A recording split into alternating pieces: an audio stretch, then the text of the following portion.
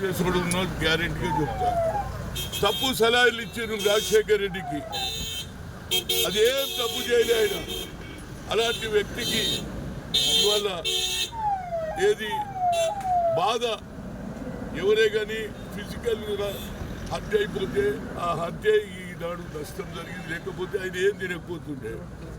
ఇది దాన్ని ఏమంటారు, పపాయ తినేది. అన్నంతో నేను ఉండి పపాయ తింటాను, అన్నం తినకపోయేది. అంత హెల్త్ మెయింటైన్ చేసిన వ్యక్తి.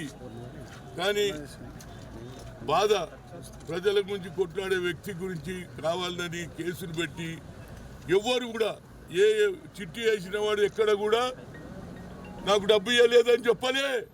కానీ కేసు పెట్టి చేశారని హింస పెట్టిండ్రు. ఏదైనా నాకు చాలా బాధ ఉన్నది. ఇవాళ రాష్ట్ర ప్రభుత్వం రేవంత్ రెడ్డి ముఖ్యమంత్రిగా ఆయనను తప్పనిసరిగా పద్మవిభూషణ్కు ఏది ప్రభుత్వం లాంఛనంగా చేయడం అంటే నేను అనుకుంటా రేపు చేస్తారట తప్పనిసరిగా. అలాంటి వ్యక్తి హిస్టరీ క్రియేట్ చేసిండు. యావత్ ప్రపంచంలోనే ఒక స్టూడియోకి పోవాలంటే ఎట్లకెళ్ళి అన్ని ఇడనే. నేను మొన్న సినిమా చూసిన, అది ఏది ప్రభాస ఏది బాహుబలి. ఏం సినిమారా బాబు అది. బాహుబలి అన్ని నేచురలే, అన్నింట్లోనే అయినాయి. కొండలు విండలు ఏంది. ఇలాంటి ఆలోచన కలిగిన వ్యక్తి నేనైతే చూడలేదు.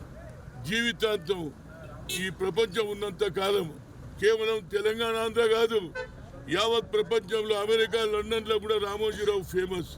ఇవాళ ఏ విజిటర్ వచ్చినా సరిగ్గా వస్తా. నేను యువజన కాంగ్రెస్ ఉన్నప్పుడు చాలా ఎంకరేజ్ చేశాడు.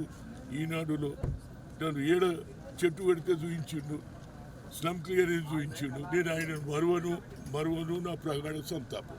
Thank you.